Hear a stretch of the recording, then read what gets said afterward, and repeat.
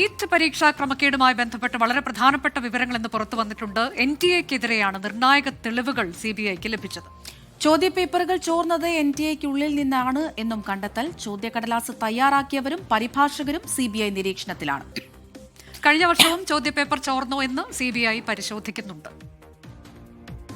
National testing ഏജൻസിക്കുള്ളിൽ നിന്ന് 2 set ചോദ്യപേപ്പറുകൾ ചോർന്നുവെന്നാണ് CBI കണ്ടെത്തൽ. ഒന്ന് കൈപ്പടയിലും മറ്റൊന്ന് ടൈപ്പ് ചെയ്ത രൂപത്തിലും. കെമിസ്ട്രി വിഭാഗം PV കുൽക്കർണിയും ബയോളജി ഭാഗങ്ങൾ മനീഷ മന്ധാരയുമാണ് ചോർത്തിയത്. ചോദ്യക്കടലാസ് തയ്യാറാക്കിയവരും പരിഭാഷകരും നിലവിൽ CBI നിരീക്ഷണത്തിലാണ്. സംശയത്തിലുള്ളവരുടെ പട്ടിക ഇതിനോടകം NTA CBIക്ക് കൈമാറിയിട്ടുണ്ട്. വരും ദിവസങ്ങളിലും കൂടുതൽ അറസ്റ്റുണ്ടാകുമെന്നാണ് സൂചന. നിലവിൽ 9 പേരെയാണ് CBI അറസ്റ്റ് ചെയ്തത്. പിന്നാലെ നിലവിലുള്ള ചോദ്യപേപ്പർ നിർമ്മാണ സമിതിയെ പൂർണ്ണമായും ഒഴിവാക്കാനും NTA തീരുമാനിച്ചു. അതേസമയം കഴിഞ്ഞ വർഷവും ചോദ്യപേപ്പർ ചോർന്നതായി CBI സംശയിക്കുന്നു.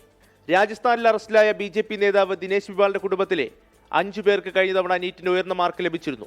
+2 ശരാശരി മാർക്ക് മാത്രമുള്ള ഇവർക്ക് നീറ്റിൽ ഉയർന്ന സ്കോർ കിട്ടിയതിനെക്കുറിച്ചാണ് നിലവിൽ അന്വേഷണം പുരോഗമിക്കുന്നത്.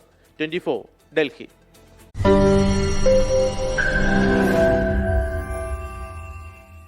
ലോകത്തെവിടെയായാലും ഏത് സമയത്തും 24 വാർത്തകളും ഓഗ്മെന്റഡ് റിയാലിറ്റി പാക്കേജുകളും എക്സ്പ്ലെയിനറുകളും വിശദമായി കാണാൻ ഞങ്ങളുടെ YouTube ചാനൽ നിങ്ങൾക്ക് സബ്സ്ക്രൈബ് ചെയ്യാം.